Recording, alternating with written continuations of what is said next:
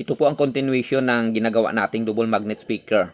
Dahil magdagdag po tayo ng magnet ay kailangan din po tayo mag-upgrade sa voice coil nito. Palakihan po natin ang size of magnetic wire nito at kailangan po natin na i-grind ang butas nitong top plate para hindi po sumayad ang mas pinalaki nating voice coil. Gumamit po ako dito ng maliit na circumference ng blade nitong ating grinder para di po tayo mahirapan. Ayan, kung mapapansin niyo ay mayroong pintura na itim dyan sa ginagrind ko. Yan po ang pinagbabasihan ko para maging pantay ang pagpapalaki natin nitong butas.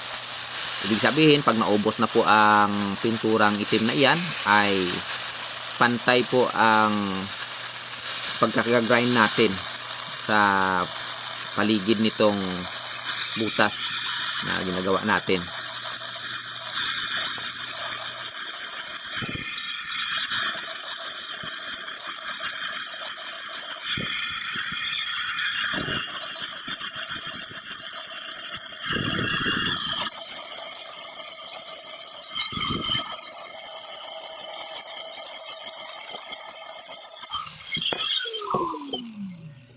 Ayan, napakaganda ng paggayari natin mga boss.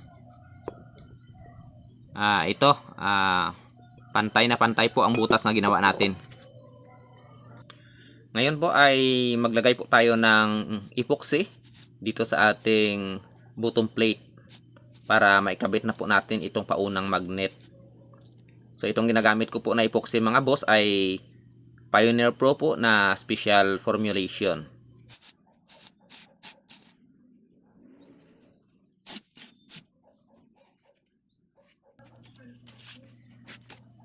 Tandaan na ang south pole ng ating magnet ang nakadikit sa ating bottom plate. Gumamit po ako ng isang common brand na speaker upang malaman natin ang exact magnetic direction nitong ating magnet. Ito po, gumamit po ako ng PVC upang maging guide po natin sa pag-align po natin itong ating mga magnet at hanggang mamaya po sa ating top plate.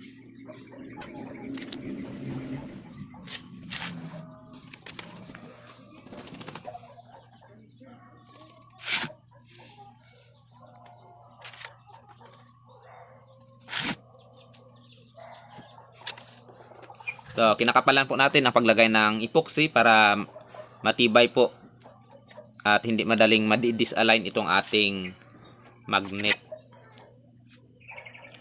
Ayan, isusunod na po natin itong pangalawang magnet na po.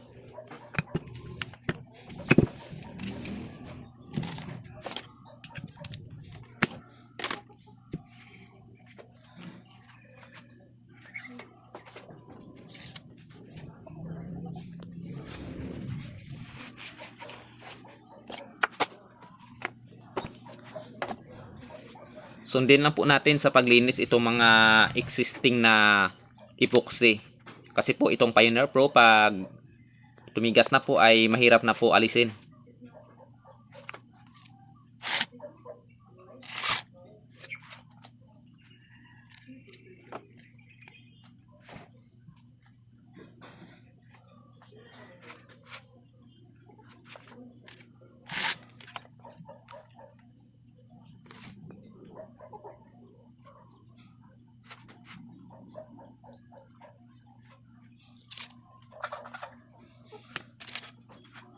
Ayan, isusunod na po natin itong ating top plate.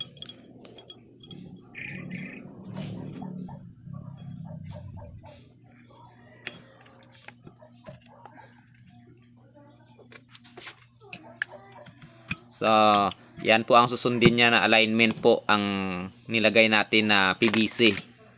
Yung pinakamakapal po yan na PVC ang gamit ko. Nagkasya po siya kasi medyo nagpalaki po tayo ng butas nitong ating top plate.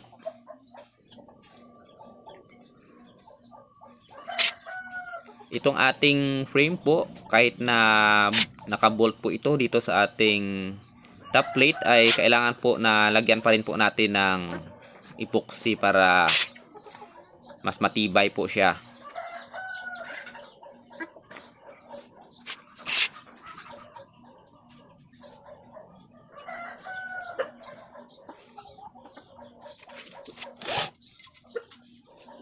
Yan, isintro lang po natin itong frame doon sa butas na para sa mga bolt.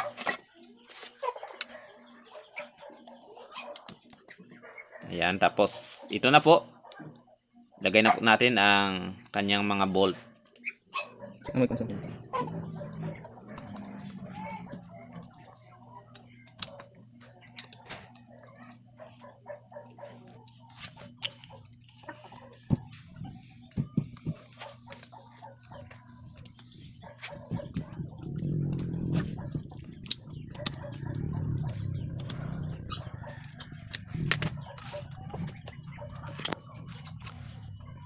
So, ayan. Naikabit na po natin lahat ng mga bolt.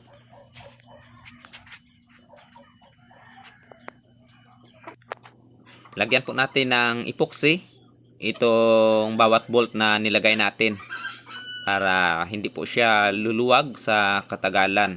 Kasi pag lumuwag po ito po ang magiging dahilan ng problema ng speaker natin. So, abangan na lang sa susunod na video natin mga boss. For final video na po yun. Ikakabit na po natin ang voice coil con, spider at saka ang kanyang dust cap. At saka isali na po natin ang pagsa-sound test po nito. So, ayan na po siya. Natapos na po natin. Maraming salamat sa pagtutok mga busing.